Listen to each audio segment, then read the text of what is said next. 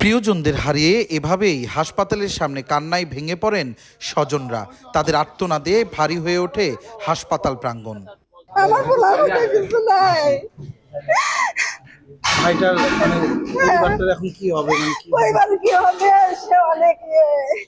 প্রত্যক্ষদর্শীরা জানান, সোমবার রাত 2:50 শহরের বনানী এলাকায় নওগাঁগামী শাফত আলী পরিবহনের একটি যাত্রীবাহী বাসের সাথে মুখোমুখি সংঘর্ষ হয় রংপুর থেকে আসা একটি কাভার্ড ভ্যানের। এতে ঘটনাস্থলে প্রাণ হারান কাভার্ড ভ্যানের চালক হৃদয়, তার ফুফাতো বোন জেসমিন ও বাসযাত্রী শামীম।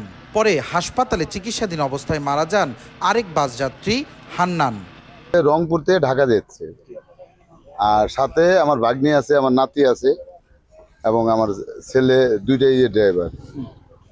একটা মানে দুই ভাই গল্প করতেছে আর গাড়ি চালাইতেছে। কি লাগছে? গাড়ি বাসের লোকে লাগছে। সকালে বগুড়া শহীদ জিয়াউর রহমান মেডিকেল কলেজ হাসপাতালের মর্গ থেকে মরদেহ বুঝে নেন স্বজনরা। সকালবেলা রাত্রে আমরা জানতে পেরেছি এরকম সড়ক দুর্ঘটনায় উনি অসুস্থ।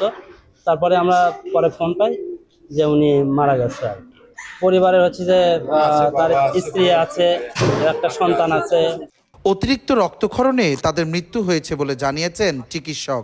আহতদের অবস্থাও আশঙ্কাজনক বলে জানান তারা। 9 জনের মধ্যে আবার আজকে ওয়ার্ডে আরেকজন সকালে মারা গিয়েছে। টোটাল মৃত্যু ব্রড ডেথ সহ ও 4 জন আর কি। আর যারা বর্তমান চিকিৎসা নিচ্ছে তাদের মধ্যে 2 জনের অবস্থা একটু সংকটাপন্ন। দুপুরে ঘটনাস্থল পরিদর্শন করেছেন অতিরিক্ত জেলা ম্যাজিস্ট্রেট, হাইওয়ে পুলিশ ও বিআরটিএ বগুড়া সার্কেলের কর্মকর্তারা। সঞ্জু রায়, দেশ টিভি, বগুড়া।